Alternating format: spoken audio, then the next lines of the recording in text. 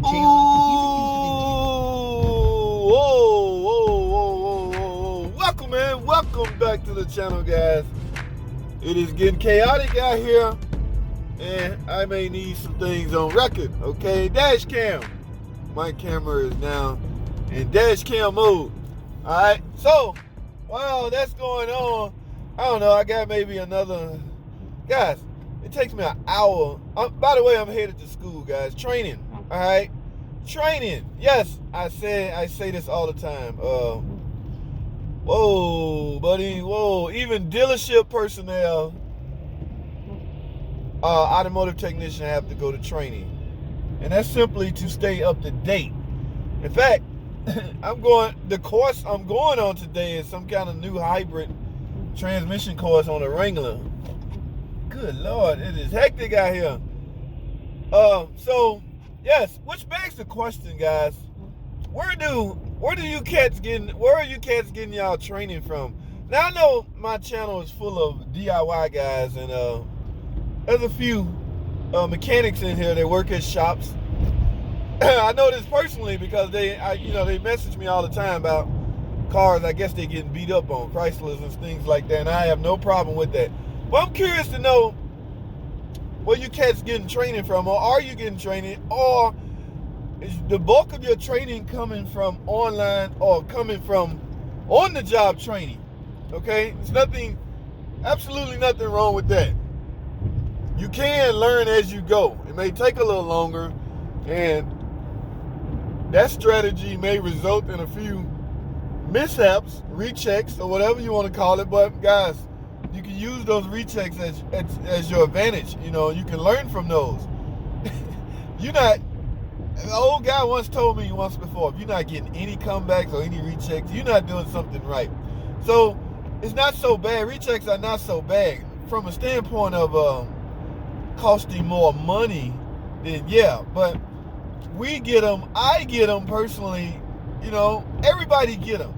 Now, how you deal with them is, up to you, okay? You have to understand, guys. I don't know if you understand this, but you have to realize and understand that at that point, matter of fact, let's talk about that, rechecks. At that point, you're in a different mindset, guys. You're in defensive mode. You're not the prosecutor anymore. You're the defendant, okay? When the customer come back, I paid such and such, and I still have the same problem. All right, you are now the plaintiff. Am I using the right term? You're not in the same boat you was in. So what I tend to do over the years, and I had to grow to this, okay? Yes, I'm in a different state. My goal now is to find and fix what's really what I was supposed to do in the first place, even if it means doing it for free, guys. That's right, guys. When the come back, okay, if it's not some huge job that I can get done under the table without even the employer knowing.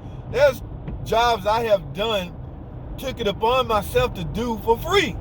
Yeah, I do it. I just do it, man. I just do it. Especially if the customer come back and the part she really need, I happen to really have. Okay, yes, I'm doing that for nothing. Matter of fact, you'll never know I did it. Okay, all you will know is your car is fixed, and that's all you concerned with anyway. So everybody wins, except for the mechanic, but he likely have been paid already in the form of his initial repair. I do not have to go in the office and say, look, boss, yes, we messed up. Now, this $300 part will actually fix our car. I'm not going to charge labor because the boss already under pressure, right? He under pressure trying to figure out how he can get the right part for as cheap as possible. So he's over there at the parts department negotiating with the parts department. Look, man, can you help us out? Work with us for it. Parts department dropped their profit down. The technician already should not expect any more labor. But guys, do you know, you'd be surprised to know technicians still want labor, even on a comeback. Like, dude, how could you, how is that possible? You screwed this up, you didn't get it right, blah, blah, blah, blah. How in the world do you want 5 hours extra labor?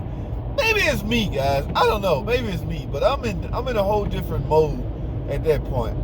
I'm working for free at that point. I don't know. Now, a lot of the guys that run 100 hours a week, things like that, they probably the ones that quick to tell you, hell no, you gotta pay me again. Like, dude, the chances of us ever seeing that customer back has been greatly reduced. Number one, you probably lost her anyway due to the fact that she had to come back. Now, in some cases, there's a chance you can survive that, but how are you expected to survive anything when you turn around and ask the customer not just for $200 or $300 for a part, but an extra $500 for labor? Technicians, mechanics, everybody out there, man, put yourself in the customer's shoes, guys. That's the way I get out of all my jams.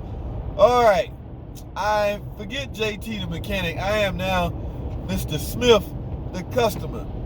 How would I feel if I had to bring my car back? I just spent $3,000, mind you. I just spent $3,000. And on top of that, I had to borrow one of the grands to get over the hump. They would not work with me. There's no credit options on the table. There's no, what they call it. We have a credit option available at the dealership now you can use to get credit. And that seems to be pushing a lot of the repairs over the hump. Okay, if people ain't got it, they just ain't got it, man. Ain't no way around that. You just have to understand that. But if there's a option, a credit option, you know, you likely will purchase the product. So we get the credit, we don't have that credit option. So, you have no choice, okay? They go borrow the money, they get the job done, but yet a week later, they're back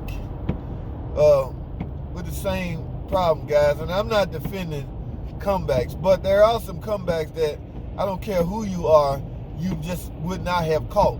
And also, guys, comebacks can be an extension of repairs. That's why a lot of guys, they go balls to the wall. Damn, can I say that? They go full blown on the topic for insurance purposes. Okay, let's use AC as an example. We used to have a guy that when he get an AC complaint, guys, let me tell you what he do. He would write up an estimate on the complete AC system. Your car has no choice but to work. Your car has no choice but to blow cold after every single part of the AC system had just been replaced. Okay, this was his strategy. I mean, it worked sometime. I mean, the estimates was expensive, but he pulls it off with this strategy. But I just can't work like that. Okay, your AC don't work. Okay, you need a compressor, a condenser, evaporator, all the lines, expansion valve. That's the complete AC system, guys. Your car has no choice but to work. Your car don't work after all of that. Of course, it's electrical or something like that, but this is once you determine that the problem is on the plumbing side and you replace everything on the plumbing side. It has to work. Okay, those estimates are ridiculously expensive and the average customer can't afford it. And any technician that operates like that obviously have been burnt before. They do not want to be burnt again. But guys, you can't work like that, man. So what do? You try to properly diagnose cars. And I've been out there in the field, guys. I can tell you that do not always go as planned. So you end up in a Ram. So I don't know, man. It'd be interesting to know how you guys are dealing with this. But I try to make the best call. Guys, we are independent contractors. Yes, we work for somebody, but at the end of the day, they give us the green light to tell them what's wrong with the customer car, and they in turn relate that to the customer, and we hoping everything goes smoothly during this process. But you are the soul, you're the heart and beat of everything running right. In other words, your estimate dictates how this transaction play out. You either right or you wrong, or you either not going far enough. That happens a lot. You didn't go far enough. Yeah, I kind of figured you needed this, but I didn't want to say it. So how do you explain that to the customer? The customer don't want to hear that. All they want to hear is you're going to fix their car and you better not charge them any more money. All right, guys, this could go on and on. This is not a rant. I just wanted to discuss this. So, but I want to know how you guys dealing with this, man.